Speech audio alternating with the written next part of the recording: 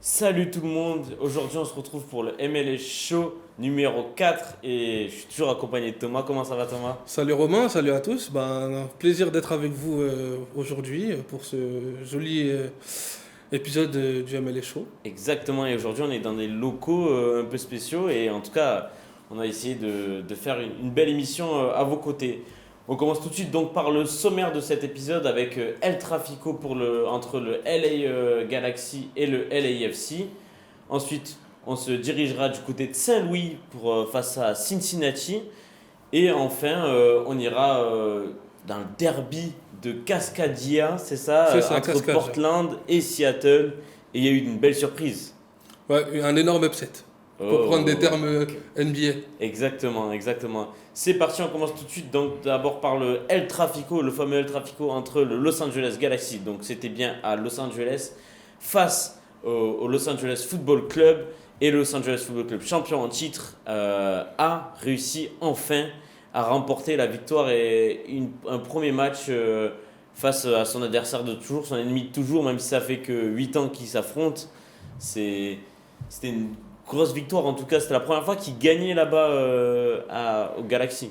Ouais, c'était la première fois qu'il l'a emporté au Galaxy. On a eu un match disputé, âpre, avec beaucoup de duels, beaucoup d'intensité. Et au final, la logique a été respectée. C'est le Los Angeles FC qui a réussi à l'emporter du coup sur le Galaxy. T'as une équipe de Los Angeles Galaxy qui est en difficulté cette saison, qui a du mal à trouver son rythme, qui a des problèmes notamment structurels avec des problèmes au niveau de la direction du club, du coach. Et de l'autre côté, tu as une équipe de Los Angeles FC qui surfe sur sa victoire de l'an passé, son titre de champion. Et ça s'est ressenti au final, l'expérience a parlé sur cette rencontre. C'est vrai qu'on a pu voir, tu parles de Los Angeles Galaxy, les difficultés qu'ils ont, on a pu voir que leur président avait même dit si on fait les playoffs, je reste, si on fait pas les playoffs, je me barre carrément. C'est assez culotté de dire ça à ses supporters. Ouais, mais je pense que les supporters aussi avaient besoin d'entendre ça parce que on sait qu'il réclame son départ depuis quelques temps déjà. De savoir que l'entraîneur, s'il il échoue, l'entendre dire qu'il va quitter son poste, je pense que c'est un mal pour un bien. Ça permet aussi potentiellement de repartir sur un nouveau cycle pour le Galaxy parce que là, ces derniers temps, c'est très compliqué. On a l'impression qu'il y a eu une bascule entre les deux équipes, que la suprématie de Los Angeles, c'est du coup le LAFC qui l'a, et le Galaxy, c'est devenu la petite équipe, alors que dans moment, c'est logiquement l'inverse. Le Galaxy, c'est connu pour avoir eu des grands joueurs, David Beckham, C'est Robbie Keane, exactement. Ibrahimovic. Et là, on se retrouve avec un Galaxy qui n'est pas là où elle devrait être en fait. Et puis pour rappel, le Los Angeles Galaxy, c'est l'équipe la plus titrée de l'histoire de la MLS avec 5 titres. Et sauf que LAFC revient désormais avec un titre. Pour parler du match, on va parler, c'est vrai que donc, la première victoire en 8 matchs à l'extérieur de Los Angeles. C'est une stat assez folle, non? Ouais, c'est une stat assez folle. Il conjure le mauvais sort en quelque sorte parce que malgré que le LAFC était en constante progression, on avait cette impression qu'il y avait un plafond de verre et le plafond de verre il se déroulait dès lors que le LAFC devait se déplacer du côté de son ennemi de toujours. Cette victoire ce week-end leur permet aussi de prendre vraiment le leadership Ouais. et d'être l'équipe dominante en tout cas de Los Angeles. Et ils confirment leur statut de champion en titre. Donc là, on vous a mis les différentes défaites qu'il y a eu auparavant sur la pelouse, en tout cas, de Los Angeles Galaxy. Donc il y a quand même à chaque fois des matchs très serrés. 4-3, on voit 2-1, 3-2. Bon, il y a eu un 3-0 en 2020, mais c'était pendant la bulle. Et puis là, en 2022, il y a quand même deux défaites à chaque fois de un but. Et au final, ben, il remporte ce fameux El Trafico de un but d'écart. Hein. Encore une fois, tu dis que peu importe si l'équipe ou le club va mal, peu importe, ça sera toujours un match serré. Ouais, ce sera toujours un match serré parce qu'on sait que ce genre de match et derby là, c'est des matchs à part dans une saison. Les dynamiques ne veulent pas ne veulent pas vraiment dire quelque chose au final. Ça se joue au mental, ça se joue à l'attitude souvent.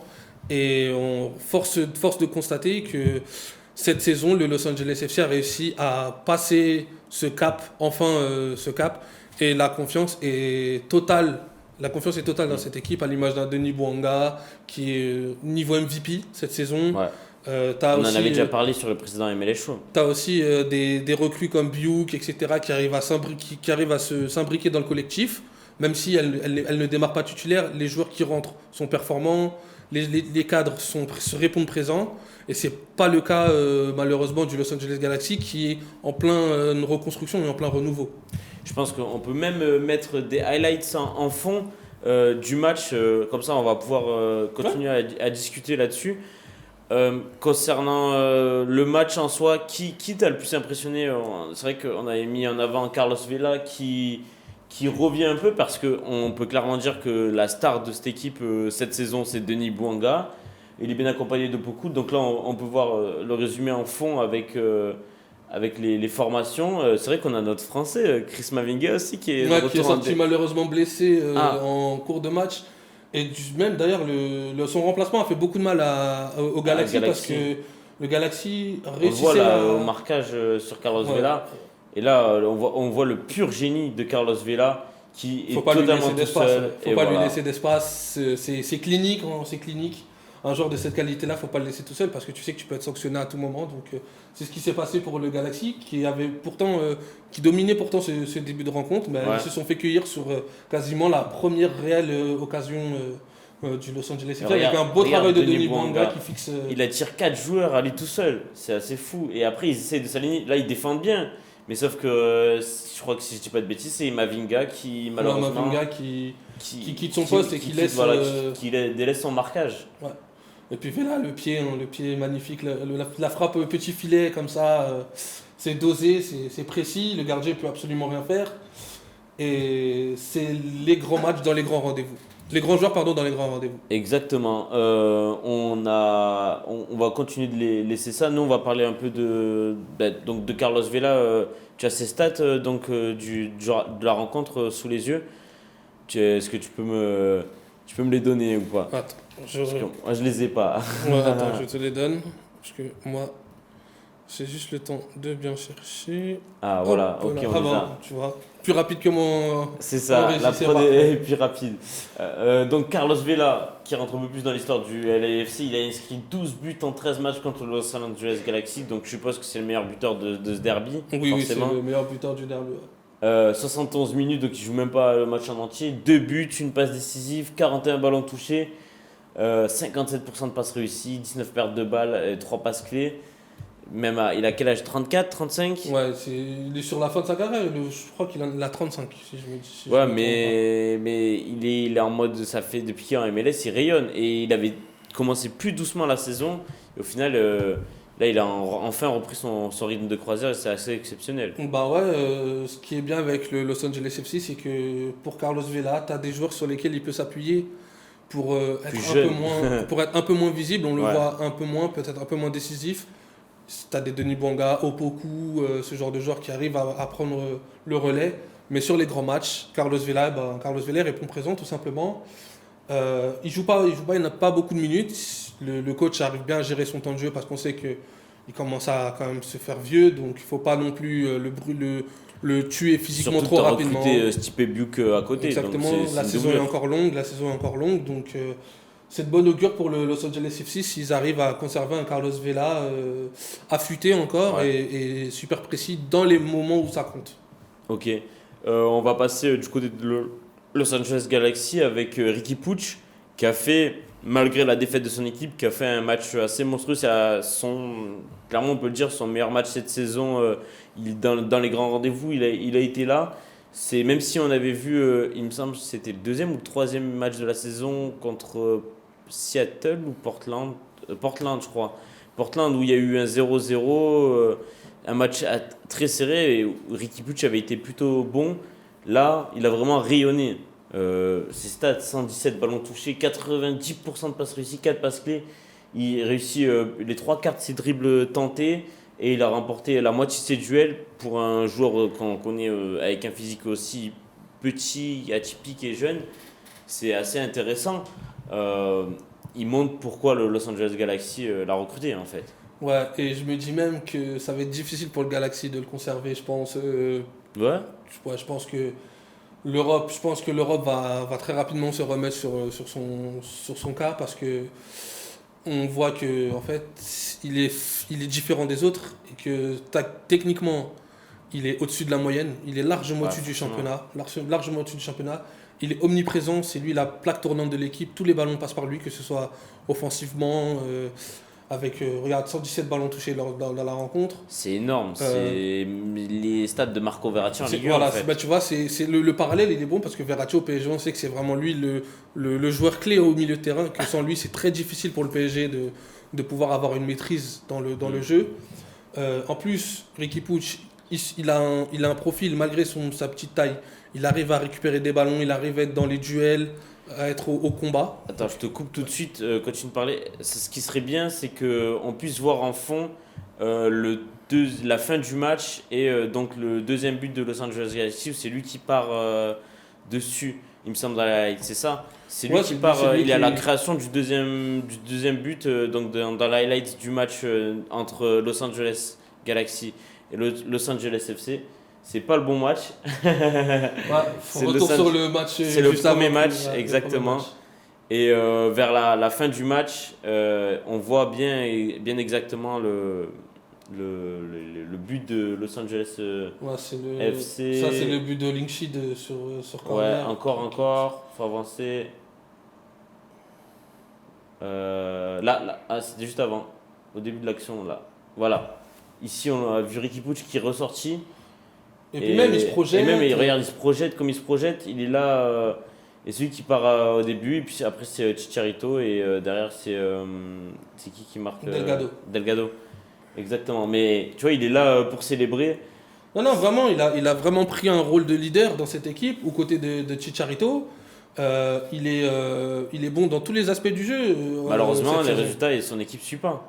Malheureusement, c'est le problème, mais il est aussi tributaire de ce que ses coéquipiers devant font, parce que il arrive à amener les ballons vers l'avant, il arrive à créer des situations pour marquer, et malheureusement, devant, ça ne suit pas, et c'est le gros problème du Galaxy en ce début de saison, parce que dans le jeu, c'est plutôt correct, voire très Ouais. intéressant ce qu'ils font.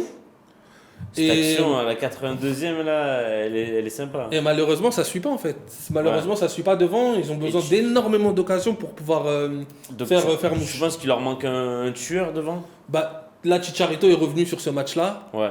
Faudra voir avec l'enchaînement des matchs, est-ce qu'il va réussir Donc, à c'est incroyable.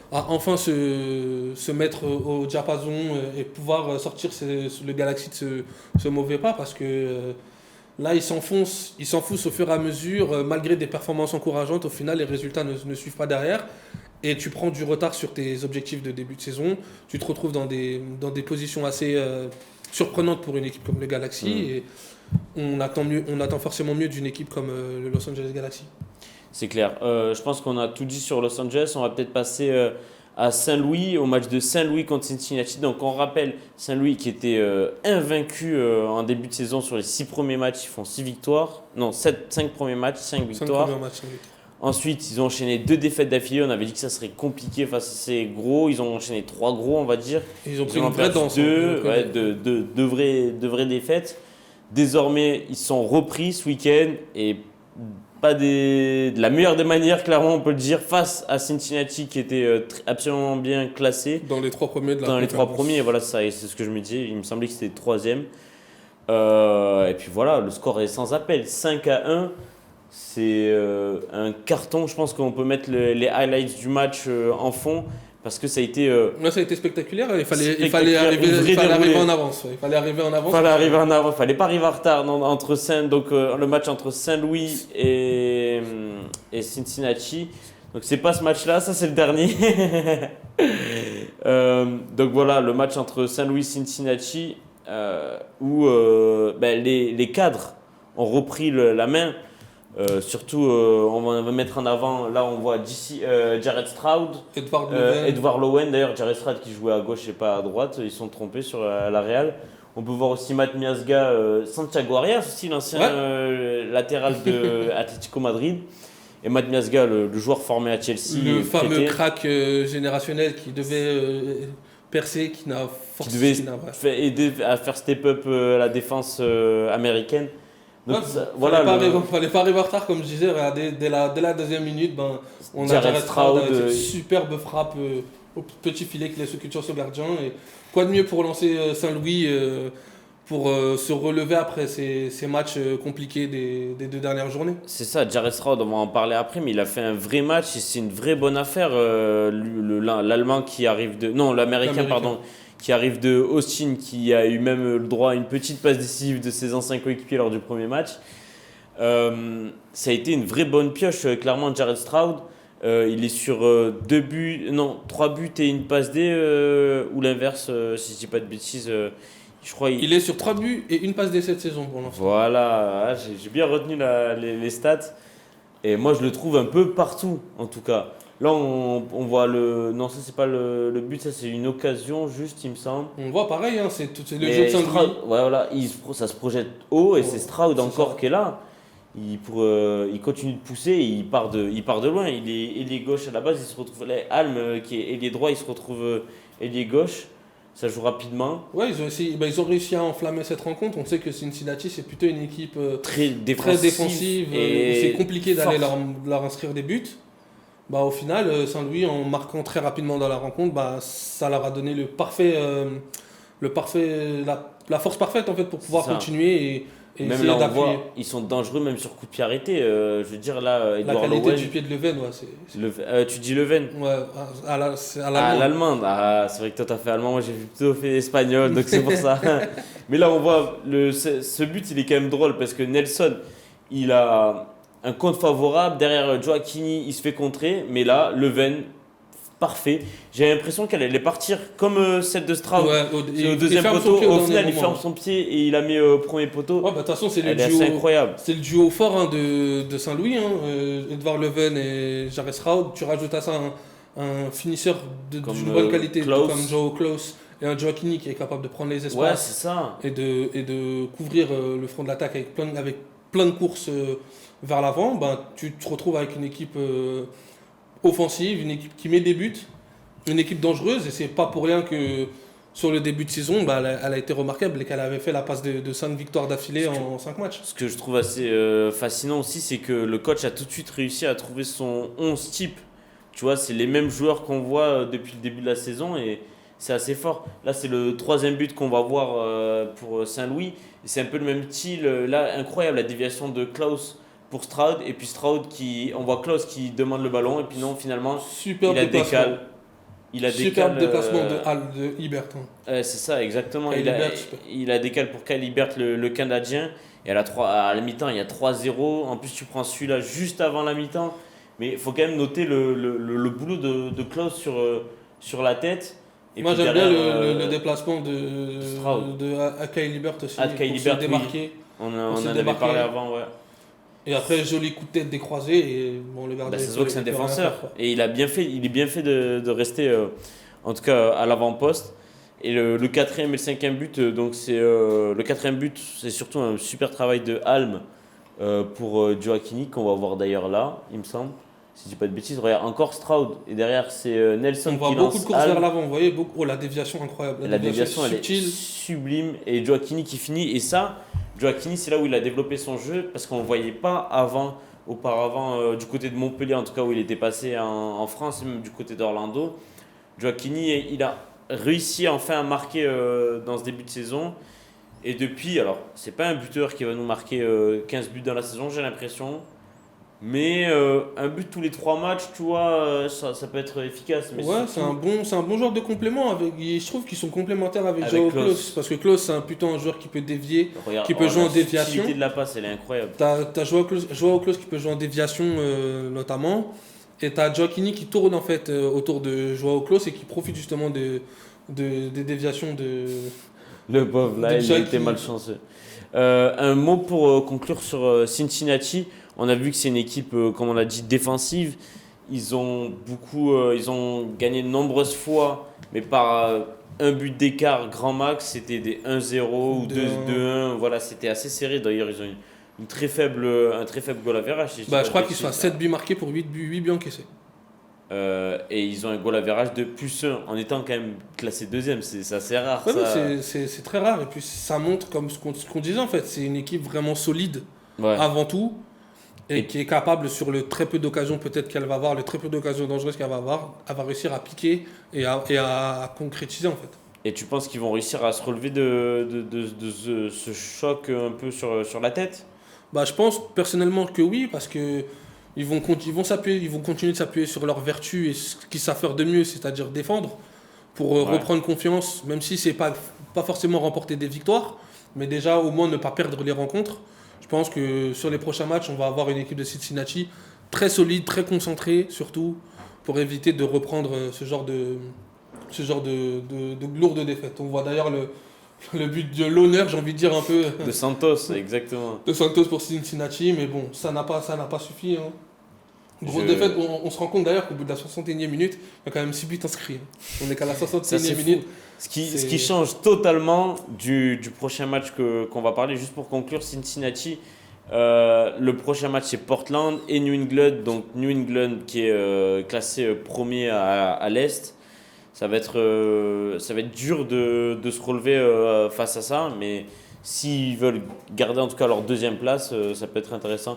Je pense qu'on va passer directement au match d'après.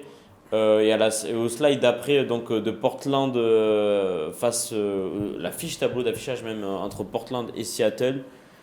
Match assez incroyable, non? Ouais, match assez incroyable, match assez révélateur de ce que la MLS peut nous offrir. Et ce qu'on disait, contrairement à l'autre match, c'est que l'autre match, tu pouvais le voir jusqu'à la 62e et tu avais 5 buts, Ouais, là, faut mettre 6 dans les buts. 20, là, faut mettre dans les 20 dernières Et minutes. après, tu mets les 20 dernières minutes de ce match-là et tu as 5 buts aussi. C'est dingue. C'est dingue, c'est un derby, comme c'est la même logique que pour le trafic entre le Galaxy et le LAFC, hein. C'est des matchs à part, Hmm. c'est des matchs qui peuvent te permettre de relancer une saison. Peu importe la série dans laquelle tu es, Voilà, si c'est tu ça. perds ou si tu gagnes, ce derby, il est à part. C'est ça, ce derby il est à part et puis ça peut éventuellement peut-être relancer une équipe. Là, on parle du derby de Cascadia. Portland c'est très très difficile pour l'instant dans cette saison. C'est clair. Ils sont dans les dernières places de la conférence. Et pourtant, elle arrive quand même à se sublimer contre Seattle, Seattle qui est une équipe qui est parmi les meilleures, toutes meilleures en ce début de saison.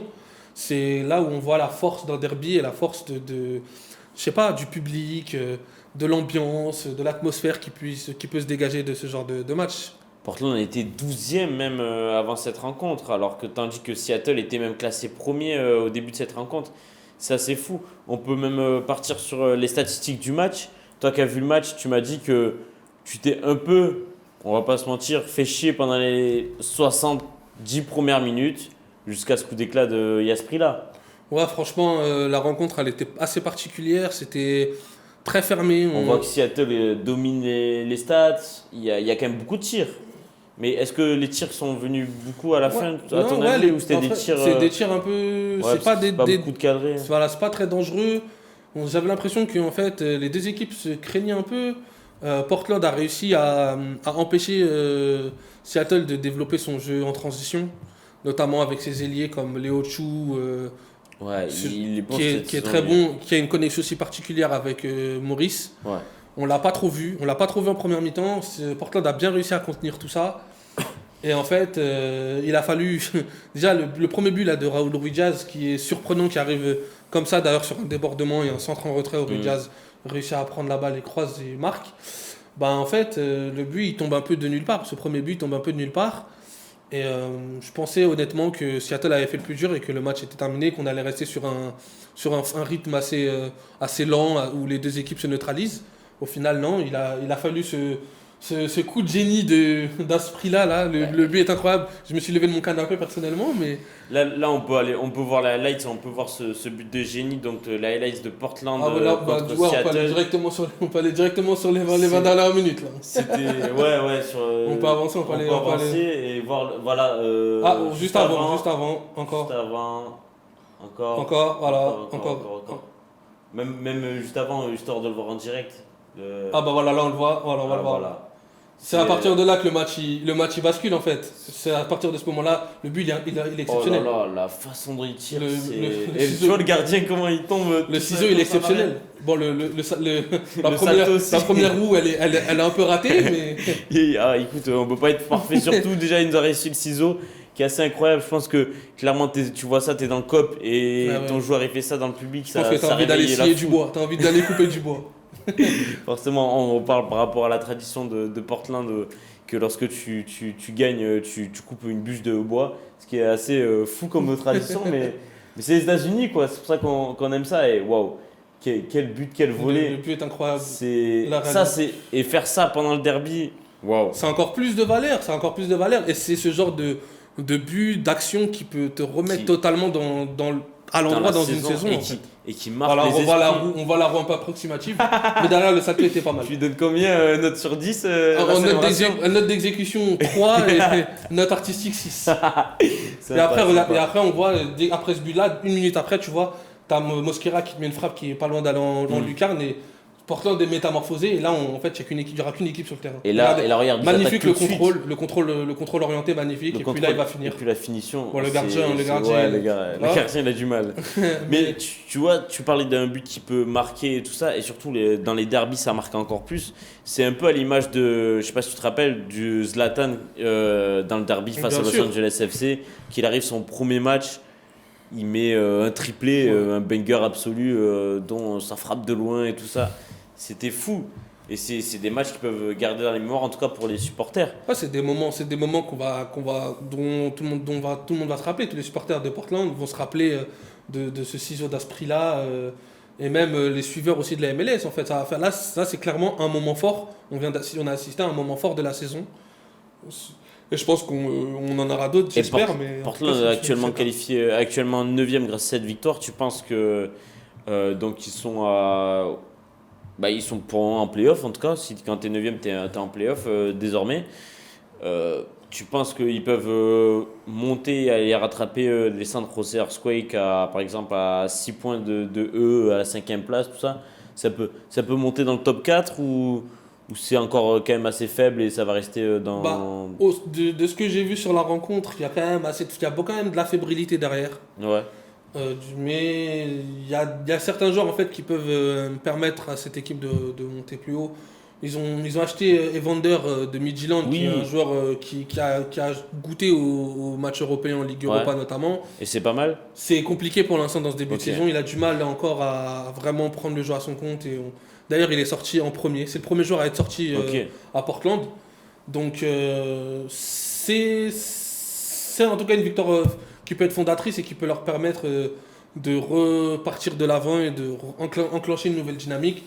Surtout, comme je t'ai dit, que le calendrier pour Portland sur les 2 prochains matchs va être compliqué. Donc, il y aura Cincinnati dans l'eau qui voudra se relancer après une défaite cuisante face à Saint-Louis. Ouf, celui-là, c'est un banger absolu. C'est vraiment ça. Les 20 dernières minutes sont folles. Les 20 dernières minutes sont incroyables. On peut passer à la slide suivante sur Portland. On va parler des statistiques de Niezgoda qui sont folles.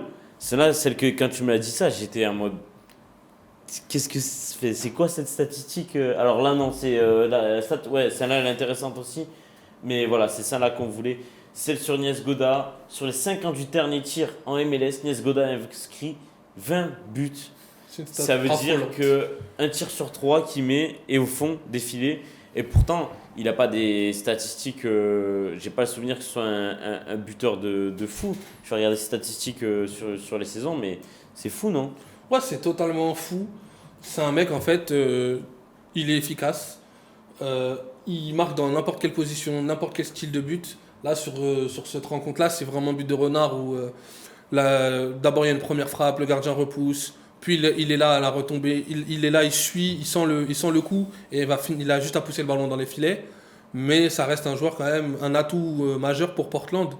On sait pas comment la saison va se dérouler pour eux, on ne sait pas dans quel wagon ils vont se situer. Est-ce que ce sera le wagon de tête? Est-ce que ce sera le peloton de milieu de tableau pour accrocher les playoffs? Ou est-ce que ce sera en fin de conférence? Mais en tout cas, avoir un joueur comme ça qui est capable, sur très peu de coups, de marquer des buts qui peuvent peut-être t'amener des points, ça reste essentiel et ça reste une très jolie arme que Portland a en fait. Nesgoda, en plus, cette saison, c'est pas toujours titulaire, mais et c'est qu'un seul but. Son seul but a été ce week-end-là. Mais comme il n'est pas toujours titulaire, bah, il a peu d'occasions de tirer. Et l'an dernier, c'était 30 matchs, 9 buts. Donc il les a beaucoup marqués, surtout en deuxième partie de saison.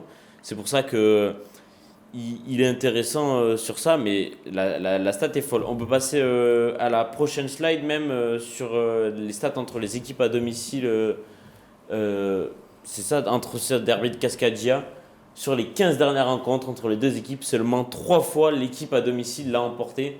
Et ce week-end, c'est la 4e fois du coup avec la victoire de Portland. Mais ouais, c'est affolant de voir que euh, au final, l'aspect terrain, l'aspect domicile, bah, en fait, n'a aucune Sur valeur. Voilà.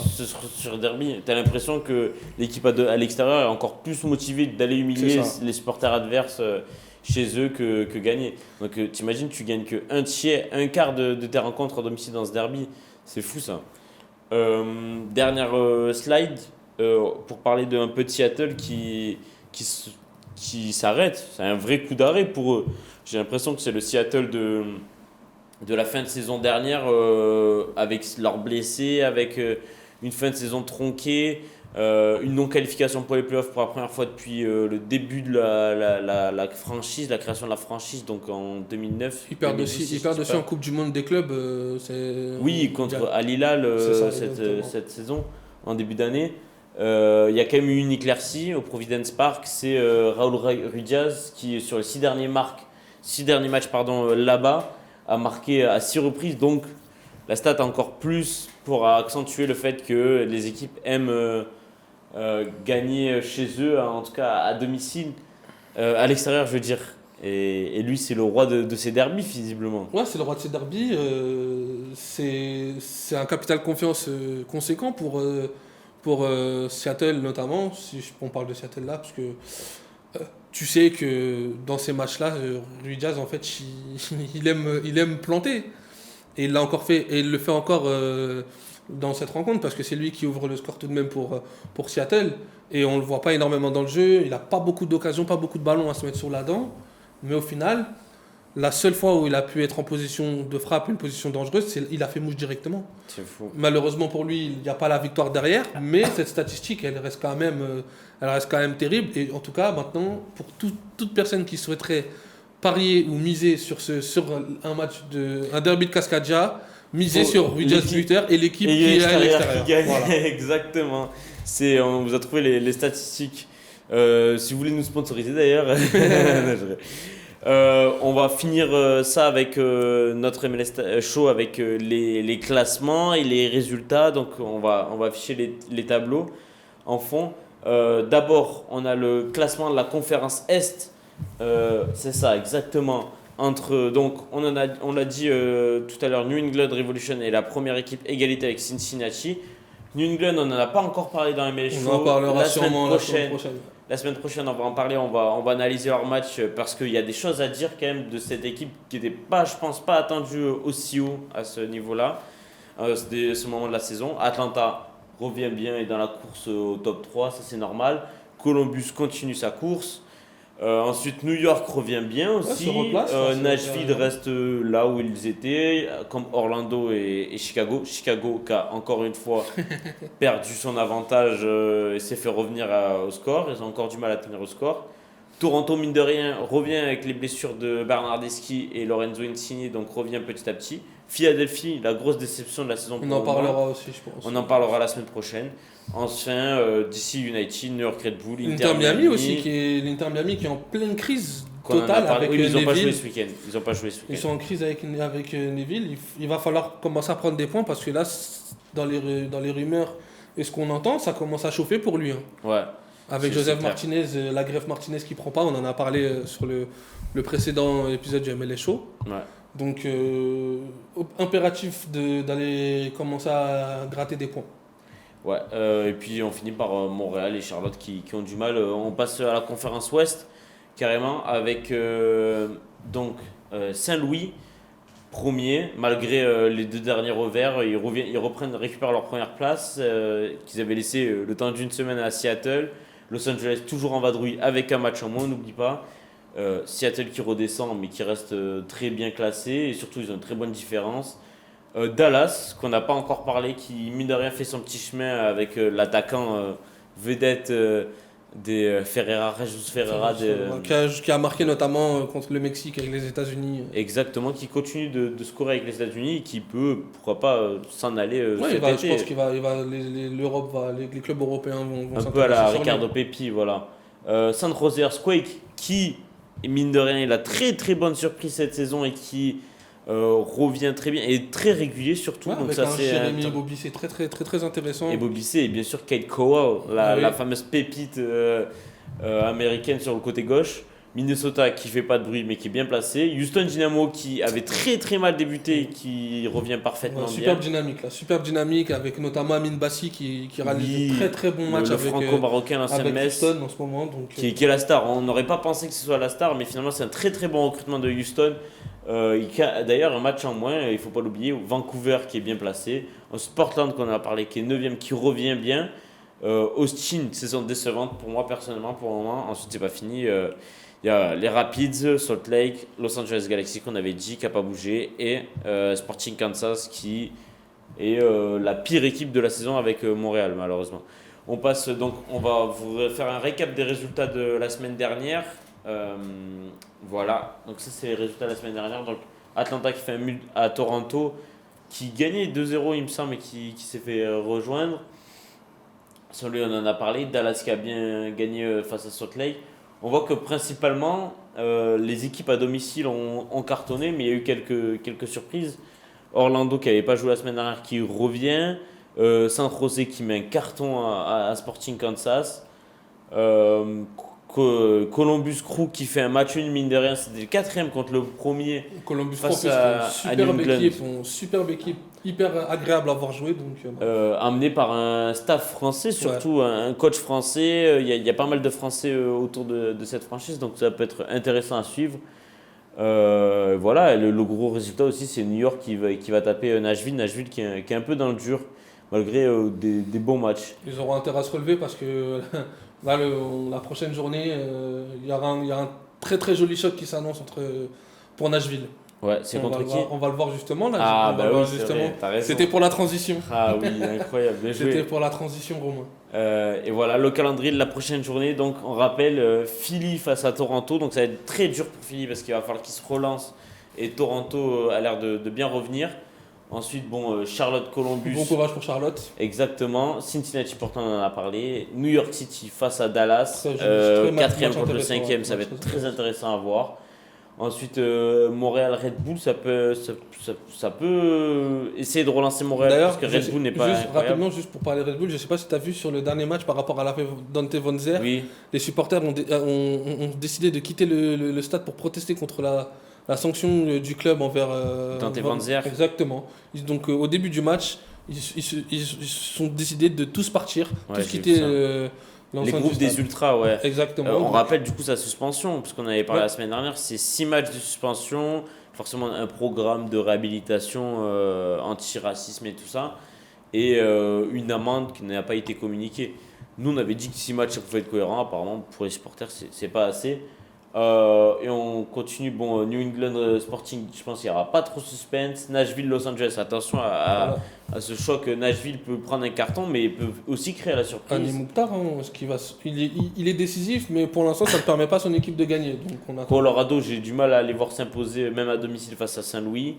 San Jose qui va, c'est limite, j'allais dire un derby. Non, c'est pas un derby, mais c'est pas trop loin, c'est un état pas trop loin, Salt Lake.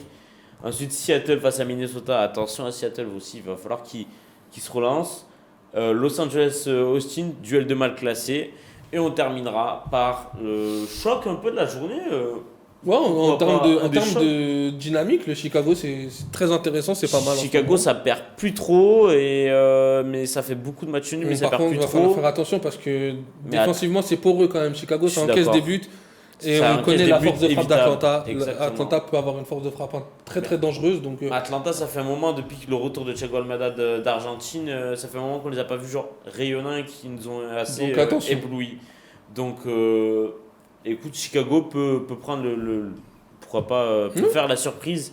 En tout cas, ils auront un stade sûrement plus plein que le leur parce que malheureusement, Chicago fait partie des pires affluences de la saison alors qu'ils ont le plus grand stade de tous puisqu'ils jouent au Soldier Field des Chicago Bears, tu vois. Mais ils ont du mal à remplir. Tant que c'est pas le terrain dégueulasse du New York City FC, moi ça me va. C'est vrai, on rappelle, le New York City joue sur le terrain de baseball des Yankees, si je dis pas de bêtises. En tout cas, merci Thomas merci à vous de nous avoir suivis pour ce MLS Show. Merci Thomas d'avoir été là. Merci à toi, Romain. En tout cas, n'oubliez pas de continuer à suivre la MLS, suivre Showtime. Ce week-end, nous, on a publié un podcast hier sur la NBA. On continue de suivre les playoffs, c'est assez alléchant. Ce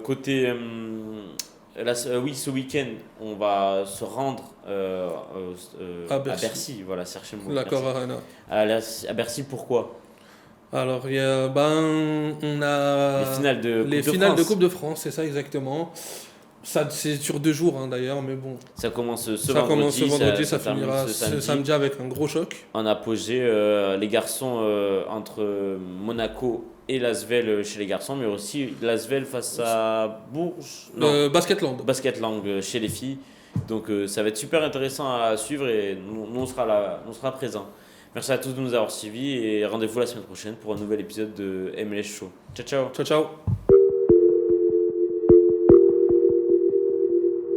ciao.